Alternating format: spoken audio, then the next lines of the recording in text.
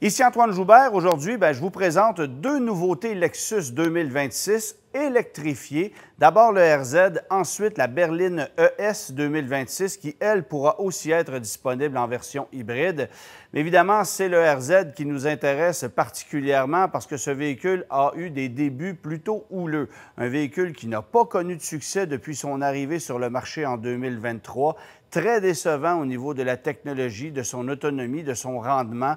On affichait une autonomie de 354 km et c'est à peine si on était capable d'en faire 200, 225 durant la saison froide. Alors, c'était coûteux, c'était peu compétitif et on devait retourner à la table à dessin pour se mettre au niveau de la compétition. Il y en a de plus en plus, on le sait, particulièrement dans le monde du luxe. Alors, c'était nécessaire que Lexus règle cette situation-là.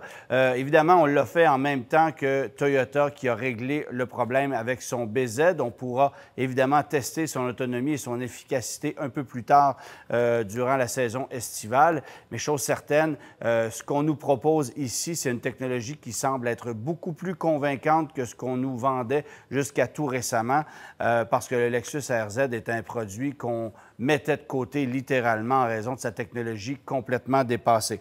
Alors, pour 2026, 3 déclinaisons du Lexus RZ sont proposées. D'abord, une nouvelle version RZ 350e à roue motrice avant, donc 221 chevaux de puissance avec ce modèle-là, batterie de 74,7 kWh qui se ravitaillera plus rapidement que par le passé. On dit qu'on peut ravitailler la batterie de 10 à 80 en 30 minutes à peine, vitesse de recharge à 150 kW, mais on a la thermorégulation, ce qui permet d'améliorer la vitesse de charge par temps froid.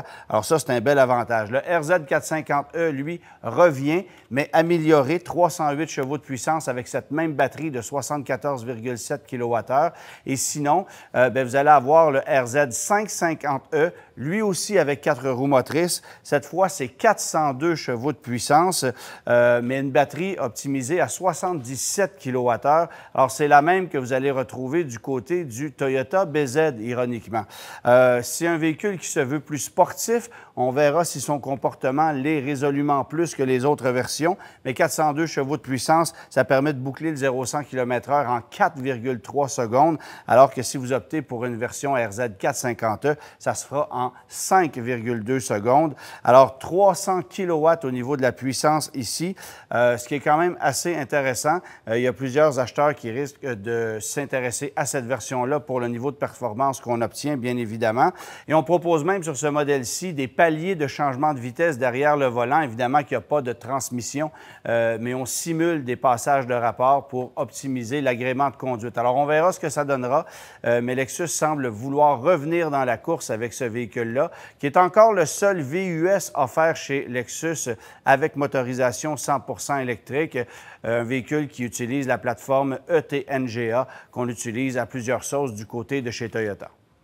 Et maintenant, je vous présente la Lexus ES 2026, nouvelle génération pour cette berline qui est arrivée évidemment au tout début de la marque Lexus en 1990. Et aujourd'hui, le moins qu'on puisse dire, c'est qu'on est complètement ailleurs. D'abord, on se distancie de plus en plus de la Toyota Camry. Il y a toujours une version hybride qui est proposée, la Lexus ES 350h, avec ou sans 4 roues motrices, 243 chevaux de puissance. On n'a pas énormément de détails, évidemment, sur le niveau d'équipement, sur les versions qui seront proposées.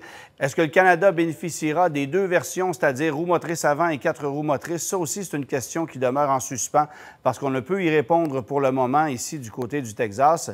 Mais chose certaine, c'est une voiture qui est radicalement changée par rapport au modèle qu'on connaît encore actuellement. Alors, ce sera 243 chevaux de puissance issus d'une motorisation 2,5 litres, moteur électrique pour combiner avec ça. Évidemment, si vous optez pour le modèle à 4 roues motrices, la configuration mécanique diffère, mais ça demeure 243 chevaux de puissance dans les deux cas. Et ensuite, on propose deux versions 100% électriques. Première voiture électrique de la gamme Lexus qui sera vendue chez nous au Canada.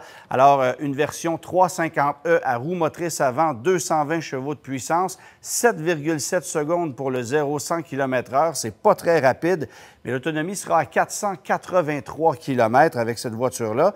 Et si vous passez au modèle à 4 roues motrices, on la baptise ES 500e. 338 chevaux de puissance cette fois, 5,4 secondes pour le 0-100 km/h et une autonomie qui est estimée à 402 km. Alors, encore une fois, pas beaucoup de détails sur ce qu'on nous proposera ici, mais ce qui est assez impressionnant, c'est l'habitacle de ce véhicule-là.